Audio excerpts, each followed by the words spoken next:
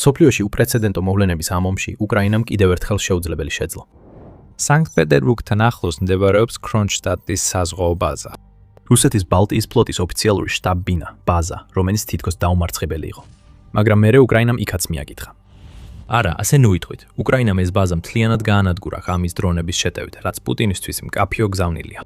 რუსეთის ყველაზე დაცული საზღვაო პორტი ახლა სამიზნე. და იმის გასამყარებლად უკრაინამ კრონშტადტში ისეთი რამ დაარტყა, რასაც რუსეთი ვეღარ ასდროს ჩაანაცვლებს. მალე გეტყვით რა იყო ეს. ჯერ კი დარტყმა. ეს მასშტაბური იყო და ეს არის ბოლო ნიშანი იმისა, რომ უკრაინამ აჩვენა. რუსეთში არაფერია უსაფრთხო ქვეყნის დრონებისგან. The War Zone, ანუ TWZ, დეტალებს 3 ივნისის ანგარიშში გვაწვდის. ღამით უკრაინის დრონებმა ასობით მილიიფრინეს, რათა კრონშტადტის საზღვაო ბაზაზე მიეღწიათ. ეს რიგითი ბაზა არ არის. ის ერთ-ერთი ყველაზე პრესტიჟულია რუსეთის საზღვაო ძალებში და მდებარეობს ქალაქში, რომელიც პუტინის მშობლიური ქალაქია და რუსეთის გვირგვინის მარგალიტად ითვლება იმ იმიჯით, რომელსაც პუტინი სურს მსოფლიოს აჩვენოს. ეს მარგალიტი ახლა უკრაინის დრონებმა დააბინძურეს. და პუტინს ამისთვის მადლობა უნდა გადაუხადოს უკრაინის უპილოტო სისტემების ძალების პირველ ცალკეულ ცენტრს. ამ დანაყოფმა მთელი იერიში კოორდინაცია გაუწია და ჩვენ შეგვიძლია დავასკვნათ, როგორ მოხდა ეს რამდენიმე საინტერესო ფაქტორის მიხედვით. პირველ რიგში არსებობს იერიშის ვიდეო კადრები. ეს გვიჩვენებს, რომ ან ადგილზე რუსეთის საზღვაო ბაზასთან ახლოს იყო ადგილობრივი ოპერატორი, რომელიც მოქმედებას კოორდინირებდა. რაც მიუთითებს, რომ უკრაინას ყავს დრონების ოპერატორები, რომლებიც მის ტერიტორიას გარეთ მუშაობენ. ან უკრაინამ გამოიყენა დრონები, რომლებიც სატელიტური კავშირის მეშვეობით მუშაობდნენ, რაც ნიშნავს, რომ რუსეთის ელექტრონულმა ომმა სრულად ვერ შეძლო დრონების შეჩერება. არც ერთი ეს სცენარი არ არის კარგი პუტინისთვის. ორივე აჩვენებს მას, რომ თითქოს და ხელშეუხებელი კრონშტადტის ბაზა ისეთი დაცული არ არის, როგორც ეგონი. სხვა შესაძლებლობაა, რომ უკრაინამ მოკლე მანძილის დრონები გამოიტანა რუსეთის საზღვაო ბაზაზე თავდასხმისთვის, მაგრამ ეს ნაკლებად სავარაუდოა.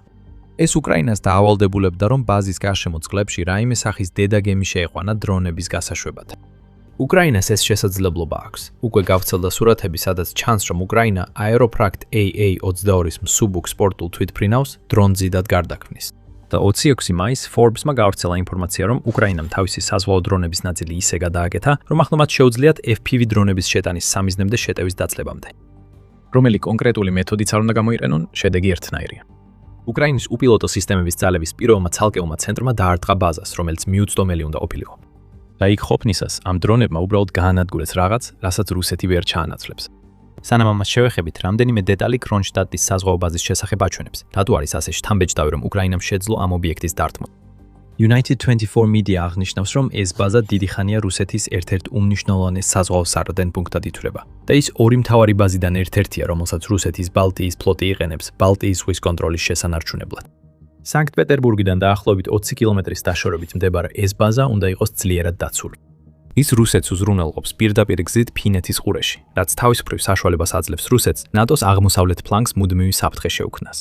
რუსეთი ამ ბაზას იყენებს კორვეტების, საპატრულო ხომალდებისა და დამხმარე გემების მისაღებად და შემთხვევით აქვე მდებარეობს სარემონტო და ტექნიკური მომსახურების ობიექტები, რომლებიც ბალტიის ფლოტის გამართულად მუშაობას უზრუნველყოფს. დაიმახსოვრეთ ეს ობიექტები, მალე ისევ დაუბრუნდებით მათ. ალბათ ყველაზე დიდი როლი, რომელსაც კრონშტადი ასრულებს რუსეთისთვის, არის ის, რომ ეს არის დამცველი ბაზა. ნებისმიერი საზღვაო საფრთხე, რომელიც ბალტიის ზღვის გავლით ცდილობს რუსეთისკენ მიაღწიოს, ჯერ ამ ბაზასთან უნდა გაიაროს. ეს არის მთავარი მიზეზი, რატომაც კრონშტადი ასე მნიშვნელოვანია რუსეთისთვის. თუ კრონშტადი მწყობრიდან არის გამოყვანილი, რუსეთის თავდაცვა სუსტდება. პუტინს ამის დაშვება არ შეუძლია. რუსეთის ძლიერ ლიდერს სასიცოცხლოდ სჭირდება ძალის დემონსტრირება, განსაკუთრებით მაშინ, როცა რუსეთის გაზაფხულისა და ზაფხულის შეტევები უკრაინაში ჩერდება. თუ უკრაინა ურტყამს ბაზას, რომელიც ბალტიის მხრიდან რუსეთის შეჭრის შესაჩერებლადაა განკუთვნილი, ეს მსოფლიოს უჩვენებს, რომ რუსეთი მოწყვლადია. მაგრამ ბოლო თვეებში უკრაინამ პუტინის მხილება თავის სპეციალობად აქცია. ეს ვიხილეთ 3 ივნისს, რადგან კრონშტადტის საზღვაო ბაზა სანქტ-პეტერბურგში ერთადერთი სამიზნე არ ყოფილა, რომელმაც უკრაინის დრონების რისხვა იგრძნო. უკრაინის ბალტიის აფეთქებები, რომელიც სანქტ-პეტერბურგში უფრო ფართო კამპანიის ნაწილია, აშკარად პუტინის დამცირებისთვისაა დაგეგმილი. ქალაქის სხვა ნაწილში უკრაინამ დაარტყა სანქტ-პეტერბურგის ნავთობის ტერმინალს, რომელიც რუსეთის ერთ-ერთი უდიდესი ნავთობის საექსპორტო ჰაბია. CNN-ის ინფორმაციით, ეს ტერმინალი კრიტიკულ როლს ასრულებს რუსეთის ლოგისტიკასა და საწოვის ექსპორტში, ამიტომ მისი დაკარგვა სერიოზულ პრობლემებს შეუქმნის პუტინის მარიონეტებს ფრონტზე. თუმცა სანქტ-პეტერბურგის დარტყმები მხოლოდ რუსეთის საზღვაო რესურსებისა და ნავთობის ინფრასტრუქტურის დაზიანებას არ ეხებოდა. დროის შერჩევა იდეალური იყო. უკრაინის დრონები სწორედ იმ დღეს დაეშვნენ, როდესაც სანქტ-პეტერბურგში მრავალდღიანი სანქტ-პეტერბურგის საერთაშორისო ეკონომიკური ფორუმის გახსნა უნდა გამართულიყო. Ძლიური ღონისძიება, რომელსაც რუსულ დაოსსაც უწოდებენ, მასპინძლობს ათასობით სტუმარს მთელი მსოფლიოდან და ტრადიციულად ფორუმის ბოლოს ვლადიმერ პუტინს მთავარი მომხსენებლის როლში იწვევს. 3 ივნისი უნდა ყოფილიყო დღე, როდესაც სანქტ-პეტერბურგი რუსეთის ეკონომიკური ძალის სიმბოლოდ იქცეოდა. ამის ნაცვლად ეს დღე იქცა დღედ, როდესაც ჰაერი კვამლით აივსო და ყველა საუბარი უკრაინის დრონებზე იყო, არა პუტინის ეკონომიკური ურთიერთობების დამყარების მცდელობებზე. რუსეთის ლიდერი უბრალოდ უხერხულ მდგომარეობაში აღმოჩნდა. ის ალბათ მაინც გამოჩნდება ფორუმზე, მაგრამ ვერ გაექცევა იმ სირცქველს, რომელიც უკრაინამ მას მიადენა. უკრაინის პრეზიდენტმა ვოლოდიმირ ზელენსკიმ დაადასტურა, რომ უკრაინამ განახორციელა დარტყმების ეს ბოლო სერია.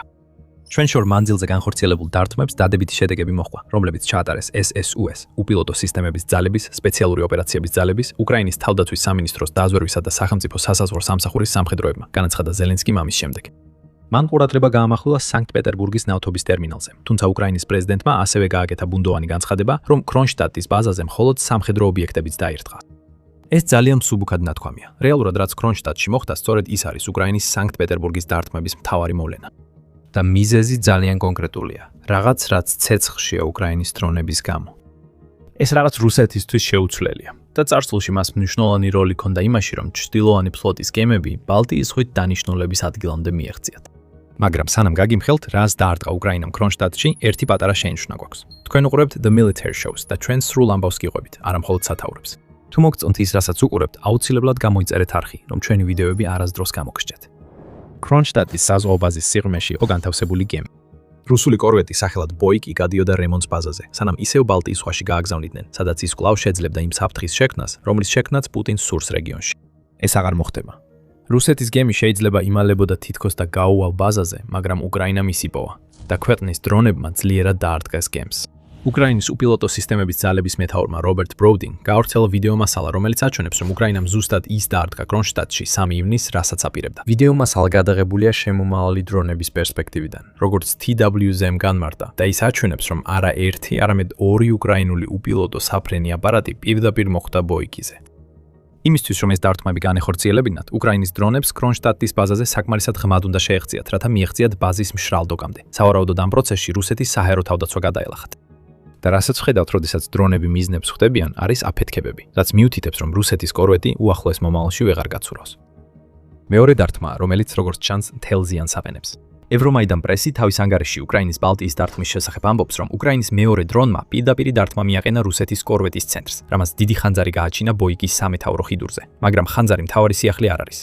უკრაინამ მიზანში ამოიღო ცენტრალური ანძა, რადგან ბოიკის ამ ნაწილში მდებარეობს ყველაზე ძვირადღირებული და მნიშვნელოვანი ელექტრონიკა, რომელსაც ეს საბრძოლო გემი იყენებს.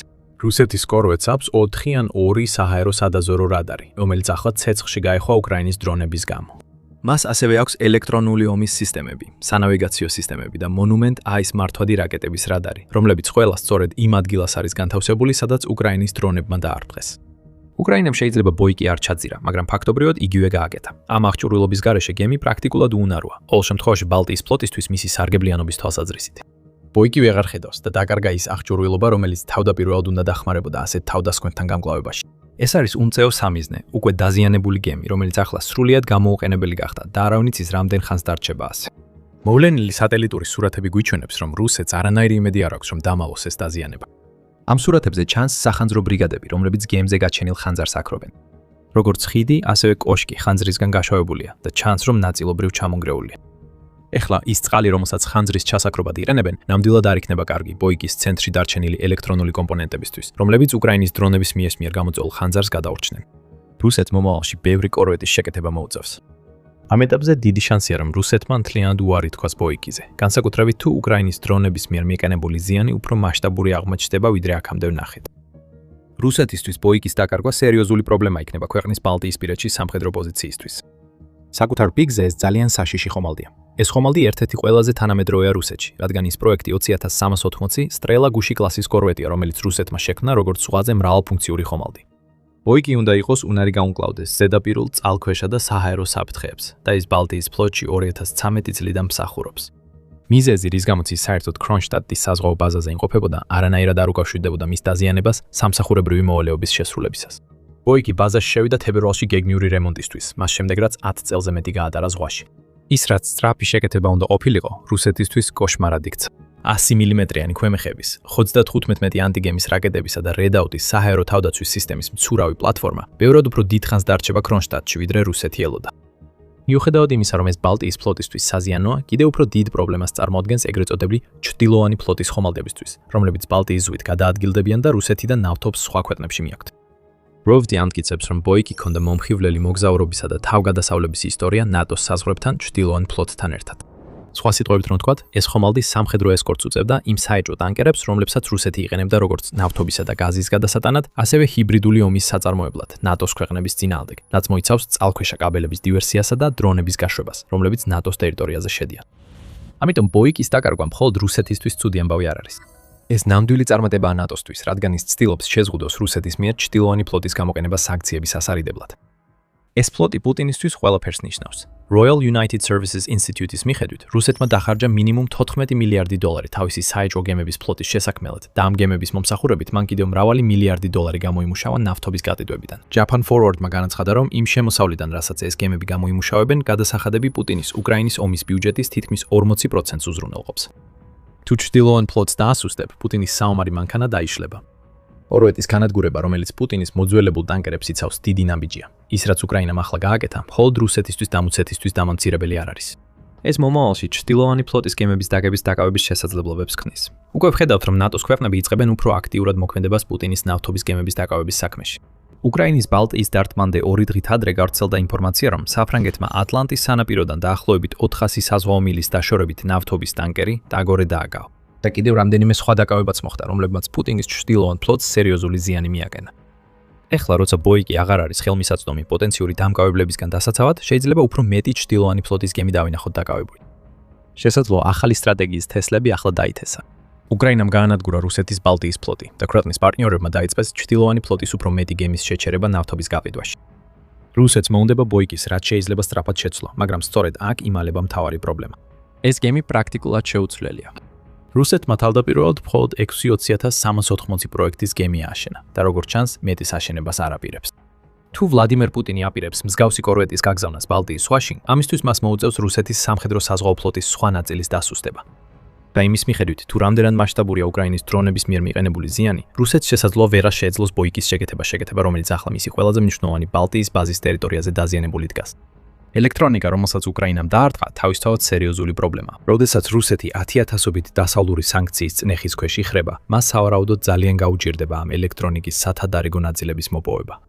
თუმცა აქ კიდევ ერთი ფაქტორია საქმეში – უკრაინა. კონკრეტულად კი უკრაინის გემთმშენებლები. მიუხედავად იმისა, რომ რუსეთის ფლოტის ერთ-ერთი ახალი დამატებაა, პროექტი 20.380 შორს არის ულტრათანამედროვე გემისგან. ევრომაიდანის პრესა ამხელს, რომ ხომალდს არაეფექტური ძრავები და არასრულყოფილი მამოძრავებელი სისტემები აქვს, რაც მიუთითებს, რომ რუსეთმა სცადა საბჭოთა ეპოქის ტექნოლოგიის შერწყმა უფრო თანამედროვე ელექტრონიკასთან, რათა შეექმნა კორვეტების კლასი, რომელიც უფრო თანამედროვე ჩანს, ვიდრე სინამდვილეშია. ეხლა გამოიცანით, რომელი ქვეყანა აწარმოებდა იმ ძრავებს, რომლებიც პროექტი 20.380-ის კორვეტებში გამოიყენებოდა 2014 წლამდე. ეს იყო უკრაინა. და მას შემდეგ, რაც რუსეთმა 2014 წელს დაიწყო თავისი აგრესიის კამპანია უკრაინის წინააღმდეგ, პუტინის ფლოტში პროექტი 20.380-ის ახალი ძრავები აღარ შედის. დაამატეთ ამას ის ფაქტი, რომ რუსეთის გემთმშენებლობის ინდუსტრია ახლა სრულად არეულობაში. Defense 24 აღნიშნავს, რომ რუსეთის ფლოტის უმეტესობა საბჭოთა ეპოქის სამხედრო გემებისგან შედგება და ახალი ხომალდების მოთხოვნა იმდენად მაღალია, რომ რუსეთის გემთმშენებლებს მისი დაკმაყოფილებაც კი ვერ შეუძლიათ. რუსეთი აქ საკუთარ თავს არ ეხმარება. ქვეყნის ფლოტისთვის გამოყოფილი თითქმის ყველა თანხა ბირთვული წყალქვეშა ნავების განვითარებაში იდება, რის გამოც ზედაპირული გემები სერიოზულად დაფინანსების გარეშე რჩება. თუ უკრაინამ შეძლო ბოიკის ძრავის მწყობრიდან გამოყვანა, ეს მხოლოდ ერთ რამეს ნიშნავს. რუსეთის კორვეტი ბალტიის ზღვაში აღარასოდეს გაცურავს. როცა თქვით, რომ უკრაინამ რაღაც შეუცვლელს დაარტყა, სწორედ ამას გულისხმობდით. საქმე არ არის იმაში, რომ ბოიკი თანამედროვე ტექნოლოგიის საოცრებაა და რუსეთს გაუჭირდება ამ ხომალდის ანალოგის აგება. სინამდვილეში რუსეთის გემთმშენებლობა და საზღვაო დაფინანსება ისეთ მდგომარეობაშია, რომ ხომალდი, რომლის შეცვლა ან შეკეთება სხვა შემთხვევაში საკმაოდ მარტივი იქნებოდა, ეხლა თვეების განმავლობაში, თუ არა წლების განმავლობაში, საზღვაო ბაზის მშრალ დოქში მოუწევს გაჩერება. ეს პუტინისთვის კიდევ ერთი დამცირებაა მისი სანქტ-პეტერბურგის კატასტროფის შემდეგ და სწორედ აქედან გამომდინარეობს, რატომაც არის ასე მნიშვნელოვანი უკრაინის დარტყმები ბალტიის რეგიონში. მიუხედავად იმისა, რომ ძალიან მნიშვნელოვანია, რომ უკრაინამ ახლახან ბალტიის ფლოტის სამხედრო ხომალდი გაანადგურა, უკრაინისთვის ყველაზე მნიშვნელოვანი მაინც ამ ქმედების სიმბოლური მნიშვნელობა. როდესაც პუტინი ცდილობდა რუსეთის კალენდარში ერთ-ერთი ყველაზე მნიშვნელოვანი ეკონომიკური და გეოპოლიტიკური ღონისძიება დაეწყო, ქალაქში საუბრის მთავარი თემა არ იქნებოდა დადებული გარიგებები, არამედ რამდენიმე კილომეტრში ამოსული კვამლის სვეტები, ძვინვარე ხანძრები და დაზიანებული ხომალდებიდები. რაც უკრაინამ გააკეთა, არის დროული შეხსენება იმისა, რომ ომი, რომელიც პუტინმა დაიწყო, ეხლა უკვე რუსეთში დაბრუნდა. ამას ვერ გაექცევი და მიუხედავად იმისა, რომ ზელენსკი ამტკიცებს, უკრაინა არ ადევნებს თვალს პუტინის გადაადგილებას. სანქტ-პეტერბურგის დართმების შემდეგ აქ აშკარაა დროის დამთხევა. ეს შემთხვევითობა არ ყოფილა. უკრაინამ იდეალური დრო შეარჩია ბოიკების გასანადგურებლად. მაგრამ სანამ ის ცდილობს სახიდან კვერცხი მოიშოროს, პუტინის ბევრად დიდი პრობლემა ახლა ისაა, რომ ომში ახალი ფრონტი გაიხსნა. ბალტიის რეგიონი, რომელიც წლების განმავლობაში დაცული იყო უკრაინის დარტყმებისგან, ეხლა უკვე გახსნილია. ამ თავდასხმით უკრაინამ დაამტკიცა, რომ მისი დრონები ასეულობით კილომეტრს გადიან რუსეთის ერთ-ერთ ყველაზე დაცულ რეგიონში და მაინც პირდაპირ მიზანში ხვდებიან. მეტი კიდევ იქნება. უკრაინის მთავარი სადაზვერვო სამმართველო აცხადებს, რომ ქვეყანას ახლა უკვე აქვს დრონები, რომლებიც 3500 კილომეტრამდე შეუძლიათ ფრენა, რაც საკმარისად ღრმაა იმისთვის, რომ რუსეთის შორეული აღმოსავლეთიც კი დარტყმის ზონაში აღმოჩნდეს. რუსეთში აღარ დარჩა უსაფრთხო ადგილი და ეს პუტინს შეაშინებს. ის ვეღარ შეძლებს უკრაინაზე დისტანციურად თავდასხმას იმ რწმენით, რომ პასუხი არ მოხვდება. ეს განსაკუთრებით ეხება ბალტიის ზღვას. წლების განმავლობაში უკრაინა ყურადღებას ამახვილებდა შავი ზღვის იმ ნაწილზე, რომელიც რუსეთის საზღვაო უპირატესობად ითვლებოდა. უკრაინამ წარმატებას მიაღწია. შავი ზღვის ფლოტის დაახლოებით მესამედი მწყობრიდან გამოვიდა, ხოლო დანარჩენი გემები დამალულ ადგილებში გადაიყვანეს და ფაქტობრივად აღარ წარმოადგენენ ძალას. ეხლა როცა შავი ზღვა კონტროლის ქვეშაა, დღის წესრიგში ბალტიის ზღვა დგას. ახალი ჩრდილოეთის ფრონტი გაიხსნა, 100 კილომეტრით დაშორებული უკრაინის ფრონტის ხაზებიდან. ბალტიის ფლოტის ნებისმიერი გემი, რომელიც ახლა პორტში შედის, აცნობიერებს, რომ არსებობს რისკი უკრაინის დრონებმა ესტუმრონ მათ. იგივე საფრთხეებით ჩრდილოვანი ფლოტის გემებსაც. ოლჯერზე როცა ისინი ცდილობენ საწვავის შევსებას, იციან, რომ შეიძლება მათ მიერ გადატანილი ნავთობი დაიწვას. ვლადიმერ პუტინს ახლა ბალტიის ზღვის დილემა აქვს. ის რაც ხელშეუხებლად ითვლებოდა, ახლა სამიზნე გახდა და პუტინს არაფრის გაკეთება არ შეუძლია, გარდა იმისა, რომ კიდევ უფრო გააძლიეროს ის თავდაცვა, რომელმაც უკვე დაამტკიცა, რომ უკრაინის დრონების შეჩერება არ შეუძლია. სანამ ბოიკი იწვის და სანქტ-პეტერბურგი ეგუება იმას, რომ ცეცხლის ხაზშია, ვლადიმერ პუტინს ბალტიის რეგიონში კიდევ უფრო მეტი პრობლემა აქვს. რუსეთის პრეზიდენტმა ბალტიის ქვეყნებისთვის მუქარით ყველაფერი ძალიან შორს მიიყვანა. ახლა კი ნატო რუსეთის საზღვართან მასშტაბურ ნაბიჯებს დგამს საფასუხოდ. ბალტიის თავდაცვის ხაზი ძლიერდება და ეს ვლადიმერ პუტინის მომავალ გეგმებს ევროპაში შეჯრის შესახებ გაანადგურებს. გაიგეთ როგორ, უყურეთ ჩვენს ვიდეოს. თუ მოგეწონათ ეს ვიდეო, აუცილებლად გამოიწერეთ The Military Show, რომ ნახოთ მეტი მასალა უკრაინის სასიკვდილო სირმისეული დარტყმის სტრატეგიის შესახებ. მადლობა ყურებისთვის.